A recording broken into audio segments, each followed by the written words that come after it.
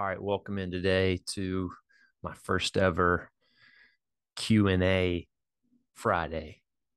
Hey, that's kind of a nice little ring to it, Q&A Friday. Um, so let's just go ahead and get the ball rolling here. I got 3 questions here. First one, they will remain nameless, of course. My boss is a micromanager. It's pretty overwhelming sometimes. Sometimes it's hard to even breathe. Uh, Sometimes literally. I'm assuming. It I want to say something, but I'm afraid what will happen. But I'm also afraid if I don't say anything, then I can't last very long at this job. Something has to change, but I'm not sure what to do. Any thoughts would help. Okay. So this is what, so yeah, number one, it sounds like you know what to do. You have to say something. Um, I've been in those shoes. It's not easy. Um, the frustrating part is, and you may not like this answer, is you have to say something, but you can't go in there with a certain result in mind. Uh, it's what happens in confrontation when we are wanting, all right, them to change, force them, and then it leads to an argument generally because there's a great chance that they aren't going to change at all. They are who they are. They've been doing this for a while. They found success doing it that way. So they're not going to change. But if you like the job, you like the people you work with, but you find y'all just kind of get together and just gossip about how terrible your boss is.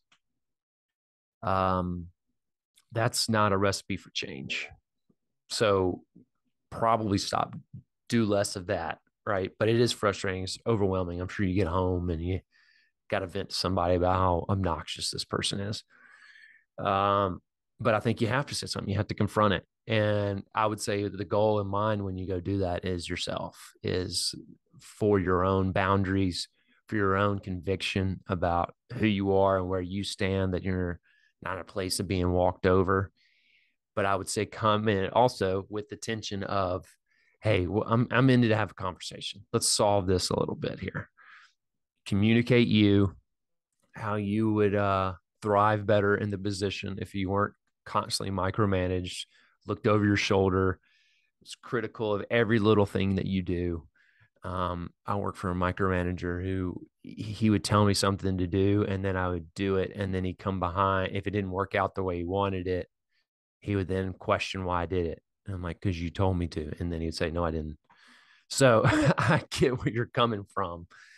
And I'll say from personal experience, I confronted him and uh, it didn't, it initially didn't work out very well. It turned into an argument because he felt like I was pointing the finger. He changed the subject. He made it more about me complaining at work versus really complaining about him and wanting to be treated like an adult and not micromanaged every second of the day.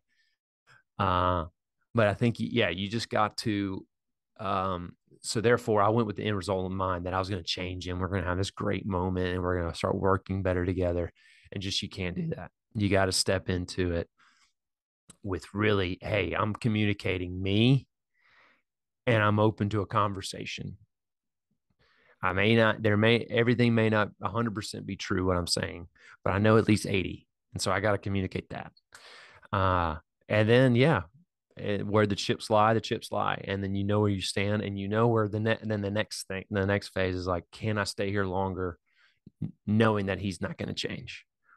Or at least like have a conversation about how to work better together. And if that just doesn't happen and you continue bumping up, even though you do confront, you do know where you stand, you do have an understanding. One, you stood up for yourself, you're better equipped in communication, you're being led better and how to lead yourself, but also you're becoming better leader. I think at the end of the day, that's really what you want to get to is like, hey, I know as a leader, I am not that. I am a leader that wants to invite conversation, feedback, but also allow people to fail well, help them learn, be more of a teacher than a manager, be a leader more than a manager, right? So, all right, well, that's my 2 cents. Second one, let's go second question here. I'm crazy about my girlfriend. Not sure though whether or not I should marry her. I think moving in together before might help me decide, but not sure. What do you think I should do? Okay. Um, well, let's just say this from a um, data standpoint. You're fighting against the odds by doing that. There's a higher divorce rate of people who live together before they move, uh, who live together before they get married. Okay. So that's just, we'll just kind of put that there. I'll leave that there. You can take that with what you want. Uh, but also, like, let's look at the really human, the deep need we all want, especially when we want to be in a meaningful relationship. What are we really wanting? We're wanting to be loved unconditionally. That's what we're after. There's something written in our DNA that, like, I want to be fully accepted, fully loved. And do we find this in this life? I don't know. But I feel like marriage is the closest thing to truly see um, the beauty in someone for who they are. The, I mean, well, the more I start seeing myself through my wife's eyes, I think that's really, it's become really powerful for me. I've started to really grow in my own self-confidence because of how much she loves me, believes in me. And that starts from living unconditionally. And she's seen a lot. She's seen, I'm early in marriage, but she's seen me at my lowest, my weakest, where I feel, yeah, a low self-worth moments. And she's seen me beat myself up, and yet she still loves me unconditionally, intentionally. So moving in together, you're automatically starting that long-term meaningful relationship on a condition. I'll marry you if we can find out if we can live together. Like, that just doesn't work.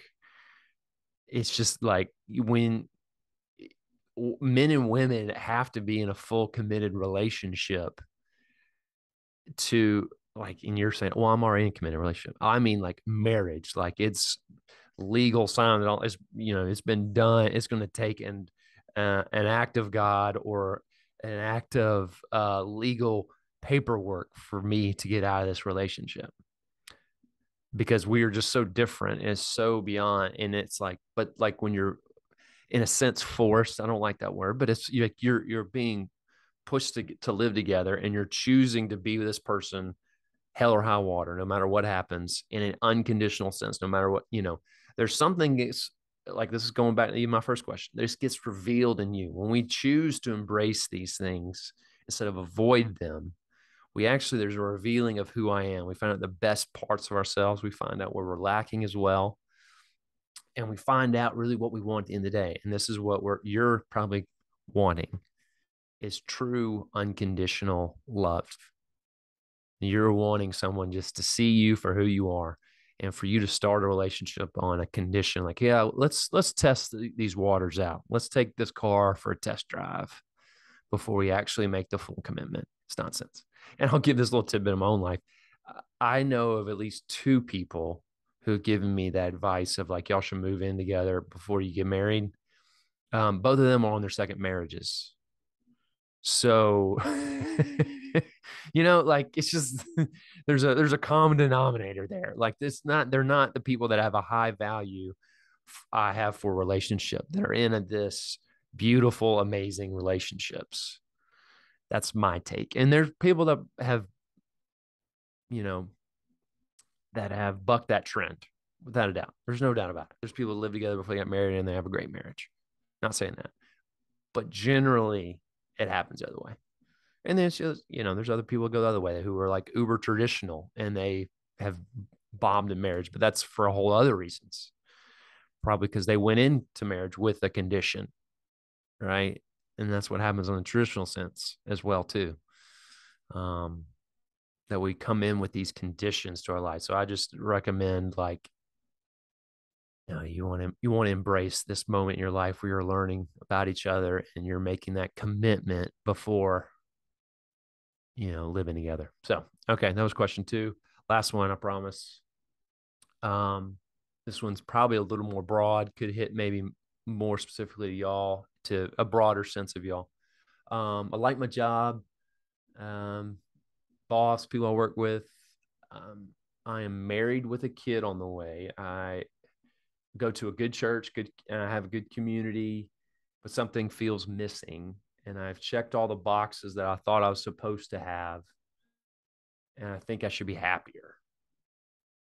But how do I find fulfillment when I haven't found it yet?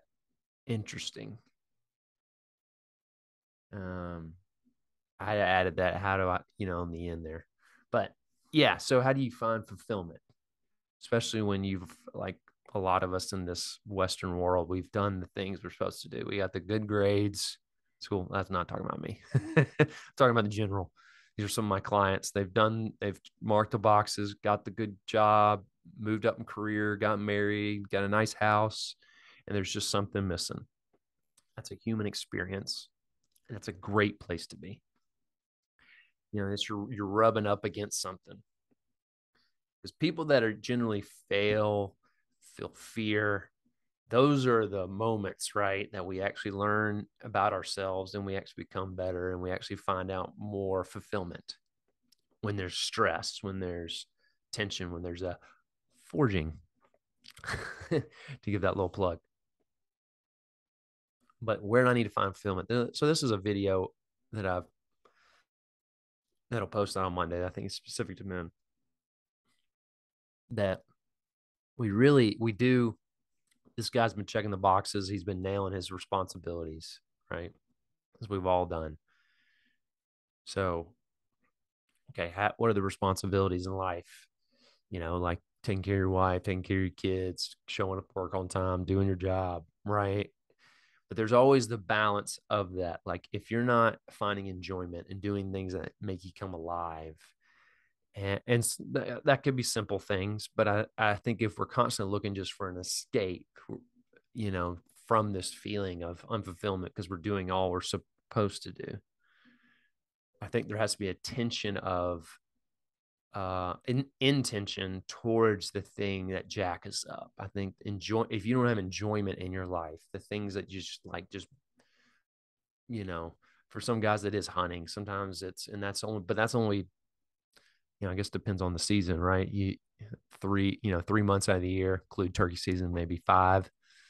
Uh, so you got to find other things where you find enjoyment that fill your tank up for your responsibilities, that give you, so because there's a balance between both of those that give us fulfillment, right? It's these things where I'm building a legacy, I'm taking care of people, I am loving well, I'm being intentional with my wife and family and my work, and I'm building something, right? The responsibilities bucket here, but then you have the enjoyment coming alive bucket, and sometimes they do translate, right?